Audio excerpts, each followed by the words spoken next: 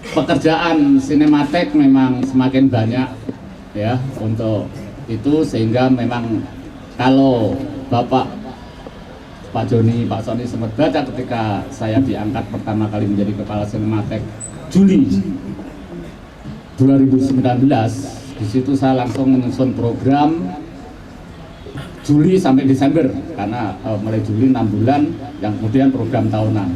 Itu adalah satu yang kita coba adalah bagaimana karyawan Sinematek, SDM Sinematek yang terbatas itu kembali memahami bahwa dia adalah anggota masyarakat film dengan profesi di bidang perfilman, supaya kembali mereka mendapatkan harkat dan martabat. Itulah kenapa saya ajak mereka bertemu dengan Dikbud, bertemu dengan Arsip Nasional, dengan Japan Foundation dan sebagainya. Alhamdulillah, mereka kemarin pada menjadi kurator, gitu ya. Mereka ketika ada pekerjaan-pekerjaan yang berkaitan dengan keahlian di bidang kearsipan, mereka bukan lagi sekedar hanya dimintai untuk mengeluarkan film dan sebagainya. Jadi SDM itulah kita memulai untuk yang namanya integritas, untuk yang namanya dedikasi, untuk yang namanya pengabdian. Kalau Gubernur DKI punya semboyan maju kotanya, bahagia warganya, saya menjiplaknya maju Sinematek, bahagia karyawannya. Kira-kira begitu. Jadi itu saling simultan antara bagaimana meningkatkan kesejahteraan secara terukur dengan bagaimana meningkatkan kinerja, dan itu kita jalankan dari tahun 19. Alhamdulillah semuanya tertunaikan. Yang kedua adalah kita suasana.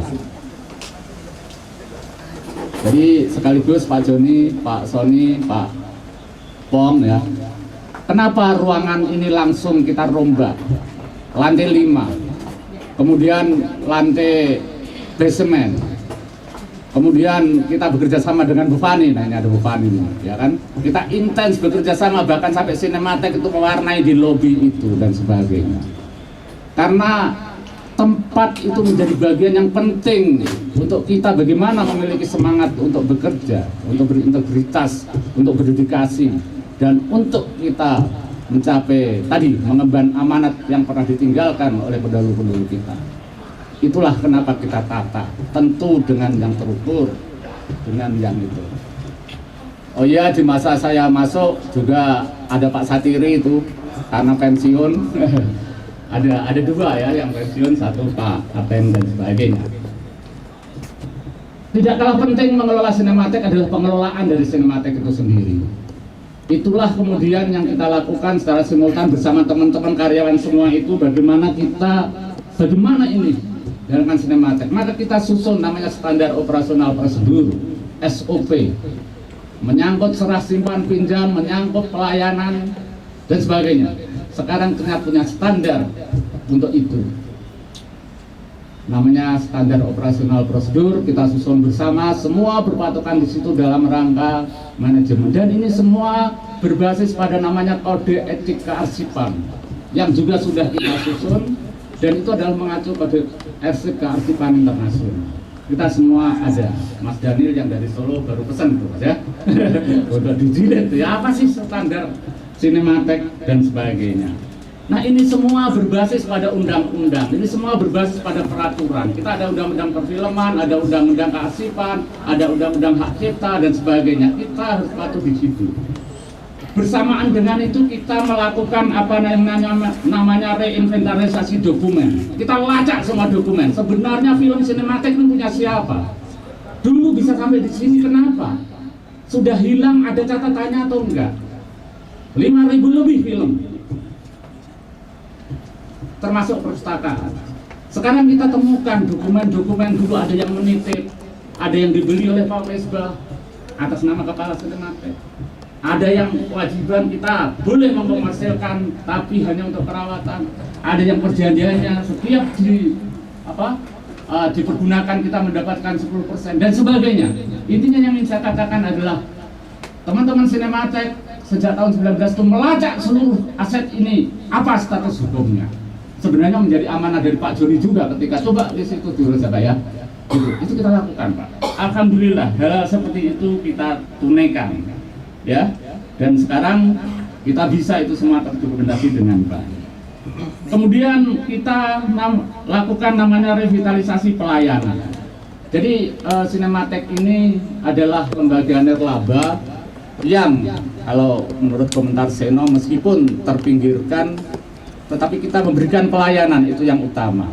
Makanya sekarang ada SOP tadi bagaimana orang dengan sangat jelas, dengan sangat mudah kalau ingin mendapatkan pelayanan dari Cinematek ini. Aturannya ini sudah ya Mas Daniel ini mahasiswa dari Solo kebetulan pas melakukan penelitian di sini. Ya. Ada itunya.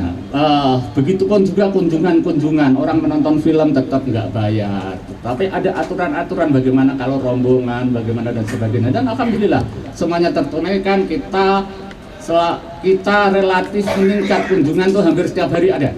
Ya, kalau yang rombongan kemarin sebelum pandemi itu puluhan, ratusan. Nah kemarin juga ada lagi dan sebagainya dan sebagainya. Alhamdulillah. Nah, revitalisasi program. Ketika pertama kali saya menjabat, satu langkah saya menghentikan adalah menghentikan seluruh kegiatan alih media. Dan itu tertulis di Wikipedia.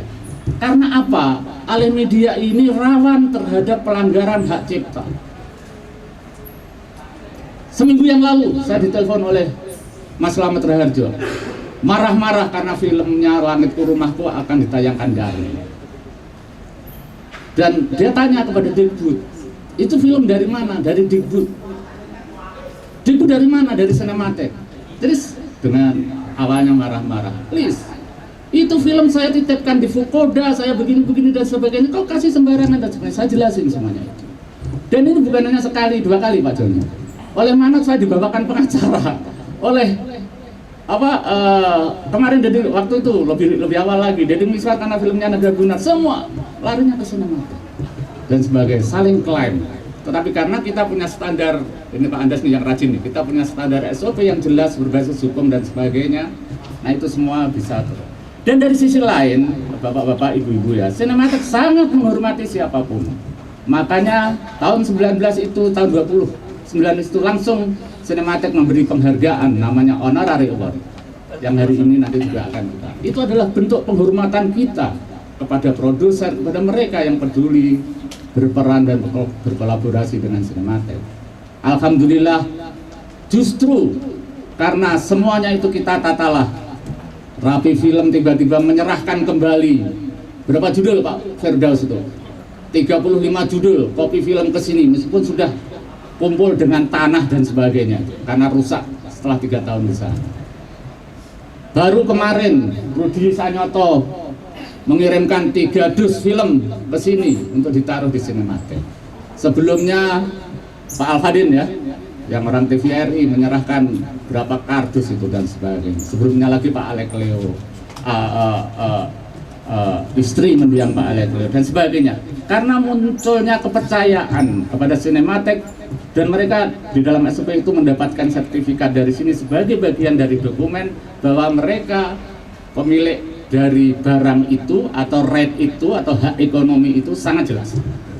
Itu yang kita lakukan dalam rentang-rentang waktu terakhir ini ya. Begitupun program-program kerjasama saya lakukan baik dengan dalam negeri maupun luar negeri ya.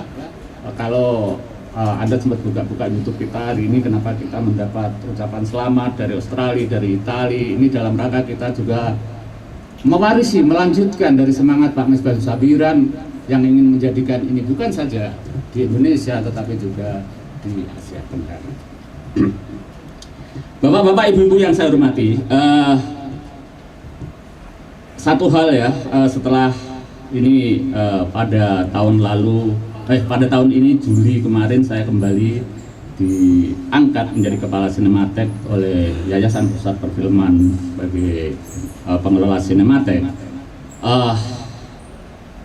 Kita menemukan satu catatan gitu ya, bahwa kemarin Seno Gembira Jitama di dalam sambutan ini mengatakan bahwa kearsipan di era digital ini bukan saja menjadi penting, tapi yang paling penting bukan saja penggunaannya, tetapi adalah bagaimana cara menjaganya. Karena ini rawan dengan pembajakan, rawan dengan hak cipta dan sebagainya, di mana masalah hak cipta ini sekarang menjadi luar biasa liarnya.